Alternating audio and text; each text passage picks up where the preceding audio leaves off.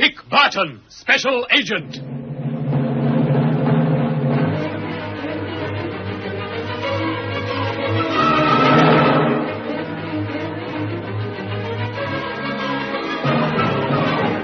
Dick Barton, with Gene Hunter and Snowy White, has discovered the whereabouts of Kramer's new hideout. A house backing onto Halley Aerodrome in which he keeps a plane and the secret weapon. Leaving Snowy on lookout, Dick and Gene return to Colonel Gardner's office at MO13, there to plan the attack. Here he meets, for the first time, Jock Anderson, an ex-sergeant in the Highland Light Infantry who volunteers to help. The plans are almost laid when... For you, Dick. It's Snowy. For me? Hello? Captain Barton, sir. Quick. I think... What is it, Snowy? Hello, Snowy. Snowy! What the... What's the matter? He gave a sort of gasp, and the line went dead. Snowy White? Yes, I don't like the sound of that. What precise instructions did you give Snowy? We left him guarding the house, as I told you, watching any movements Kramer might make. Told him to ring up in the event of anything happening. Did he manage to say anything on the phone? No, he just said, Captain Barton, sir, quick. Then he gave a kind of choking gasp, and the line went dead. Where'd he phone from? That's the trouble, I expect. The only phone handy was a public call box nearly opposite the entrance to Kramer's house. You think he was spotted by one of Kramer's men? Looks like it. If they saw him and recognized him, you can bet they'd never let him phone. But if they've harmed old Snowy... Who is Snowy, sir? Captain Barton's right-hand man. Ex-sergeant like yourself, Jock, and a grand bloke to have around at a scrap. If Kramer's got him, that means he knows we're on his trail, Barton. Which makes everything very much more urgent. Yes, we'd better make a plan of attack.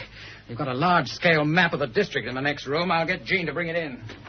Jock, if you're game to come along with me to Kramer's place, just the two of us, that's the best bet. I'm game for anything, Mr. We've got Barton. about a 50-50 chance of getting out again alive. Pretty good odds these days. Count me in. Good man. Now then, here's the map. Spread it out, Gene. There's the house. Marked quite clearly, backing right onto the airfield. If you could have your reinforcements ready along this road, sir, here. Yeah? They'd be quite a way from the house and well covered by trees. In cars? Yes, they'd better be mobile. We might want them in a devil of a hurry. What sort of signal should we give? We'll take a very pistol. Jock, you can have it in the van. Right. Use it if we can't get out again to contact them before they make the attack. Well, get out to us if you possibly can after you've found the information we need about the secret weapon. Don't worry. We shan't stay in Kramer's house 1 minute longer than is absolutely necessary. Now, how exactly do you propose to get into the house without arousing suspicion? Have to use some form of disguise for a start. That clawed face of yours doesn't help. On the contrary, Gene, it should help. Kramer doesn't know that the mad professor used his claw on my face. That's true. And with a moustache and a muffler... Jock here's a complete stranger to them. We should be able to get inside all right, but it's finding the information we want and then getting out of the place again that's going to be the trouble. Exactly. Yeah. You see, we need some reasonable excuse for going right inside the house, not merely the grounds. Greengrocer or coal man would hardly give you any reason for going inside. Besides, we shouldn't go unless Kramer had placed an order. No. Just a minute.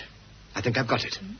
Kramer's house is on the phone. Is it? Yes, I noticed that this morning. How does that help? If we could find out the name of the previous tenant of the house, Kramer's only had it about 9 months, so the estate agent said. Yeah? Well, there's quite a waiting list these days for new phones. But you say he's already on the phone. He is, but there's nothing to stop the previous tenant of the house having ordered another phone to be installed for the bedroom or any other room, for that matter. I get well, you. owing to the long waiting list, it's only just been possible to send men along to install the new phone. So in you go with your little GPO van, plainly marked post office telephones, pop inside the house with a phone, check up the position of the secret weapon, sabotage it if you can, then give the signal for the attack. And die nobly in the attempt, I suppose. What? No fear. Colonel Gardner, they haven't got an earthly and you know it. They might get a warning out to you. They might stop the weapon from being used. But what mercy will Kramer show them once they've given the alarm? My dear girl. I'm not your dear anything. I know, but look, Jean, we may quite easily go in the house, sabotage the weapon, and walk out again without Kramer knowing anything at all about it. Pigs might fly. What's the alternative, Gene? I'll tell you the alternative. We all attack in force. Kramer sees us coming, starts using the weapon on us and on anything else that happens to get in the way of the rays, including women and children. He's right, Gene. I've been wondering why we couldn't have just had a bash at the place. Now I begin to see. So the sooner we start off, the better. Any news about Snowy yet, Jean? No.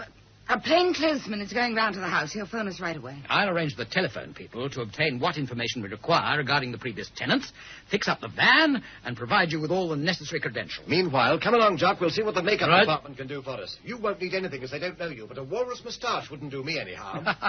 Try room 32 on the next floor above, Barton. They'll fix you up with pretty well everything you want. Tell them I sent you. You'd better get some plaster for that face of yours, too. Really, you look frightful, Dick. That's all right. Anything that spoils my manly beauty helps to disguise me. A face like yours is a disguise in itself. Now, is that nice? Come on, Jock. Let's turn ourselves into post office employees.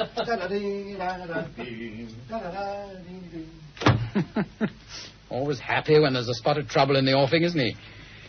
Do you think he'll come through all right? Well, if anybody could, I'd say he could. He's not short of guts, anyway. No.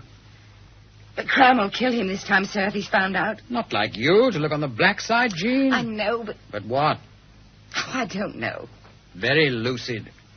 Come on. Let's get Barton fixed up with the GPO and lay on these reinforcements. Hello? Alley Police Station here. Is that Colonel Gardner's office? Yes? Well, I've got a message about a Mr. Snowy White. Oh. What did they say? Well, apparently he left the house he was in to use the telephone, and he hasn't returned. I see. Right. Thank you very much. Should I speak to the Colonel himself? Just a sec. You don't want to speak to Halley Police Station, do you, sir? No. Right.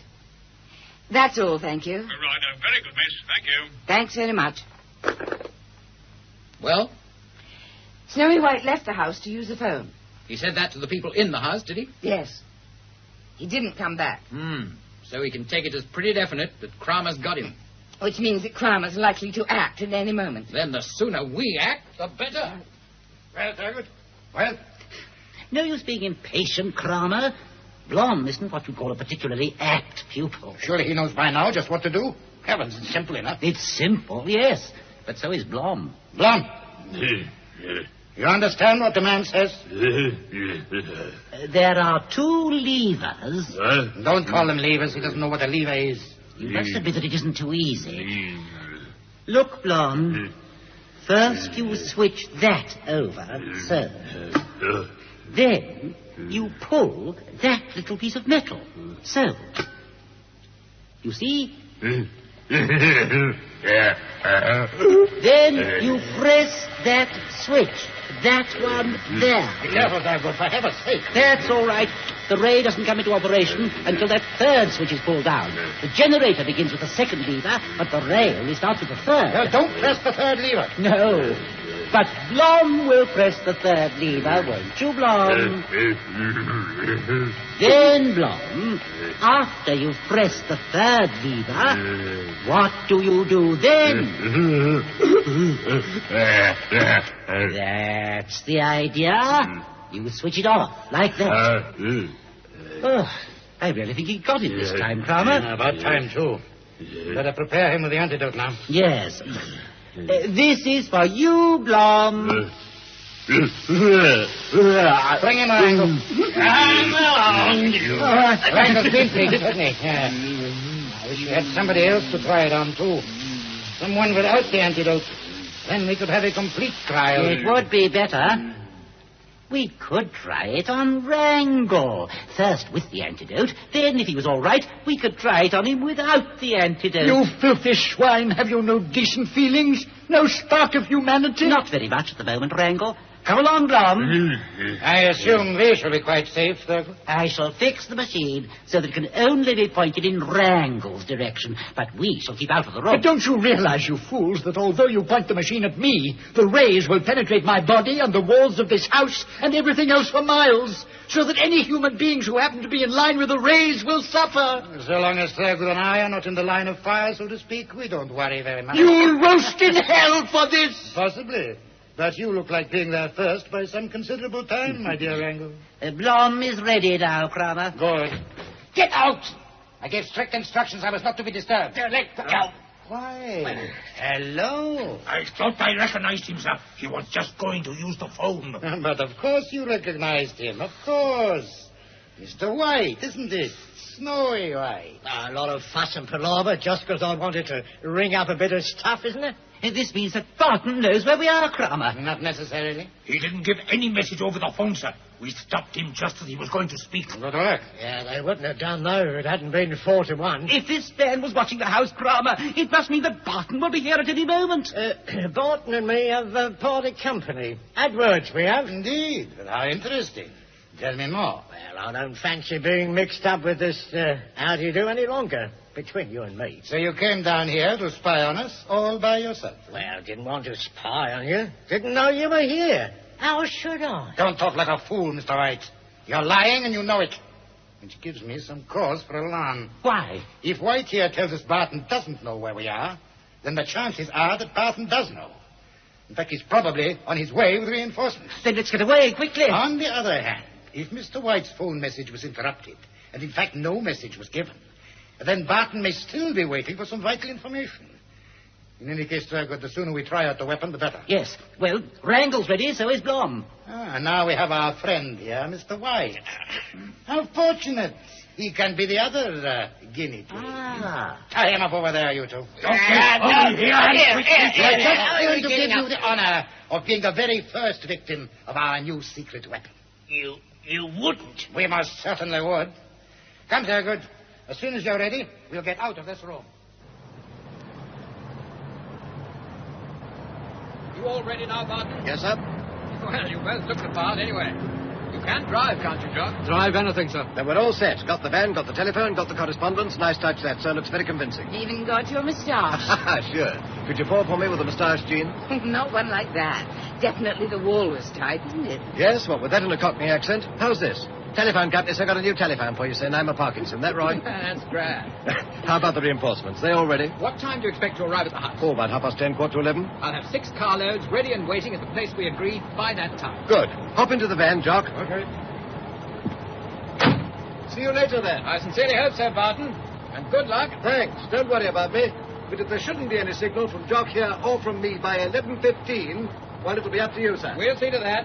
Cheerio, Jock. Cheerio, sir. And thanks for giving me the opportunity of joining in the fun. Well, let's hope you'll still be saying that in an hour or two's time. Cheerio, Jean. See you later. Yes. Take care, Dick, won't you? Oh, don't worry about me. I'll be as careful as a hen with her first egg.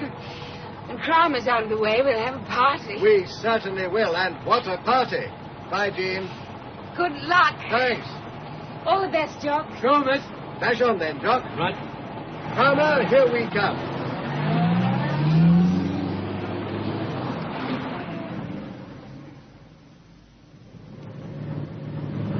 Tell me the way, Mr. Barton. Yes, but first of all, there's an Army Ordnance unit I know of. I want to call on them first, and on the way. I've got the very pistol, if that's what you're thinking of getting. No, I've just thought of something else that might come in useful. Won't take us a minute to get it.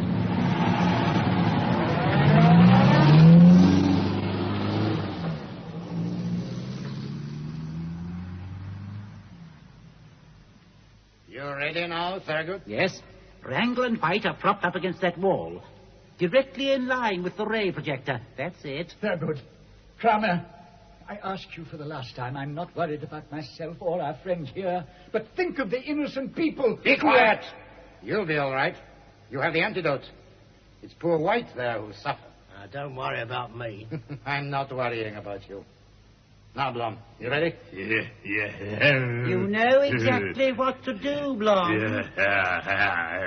I think he's got it. Well, if everything's ready, Yes, no time to waste. Come on into the back room. we're leaving you for a moment, Blom, while you switch on. When you switch off, call us. Good. Come, Thurgood. Right, Kramer? I'm sorry about this, Walter. Not your fault, sir. Will it help if I close my eyes? I'm afraid not.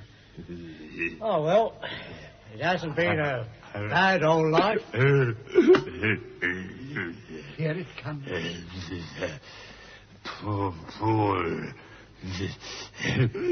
Leave that. So.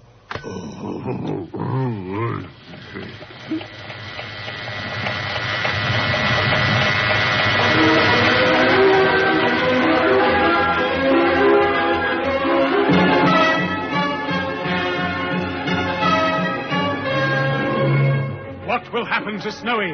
Will Wrangle's antidote work? Will Barton and Jock arrive in time?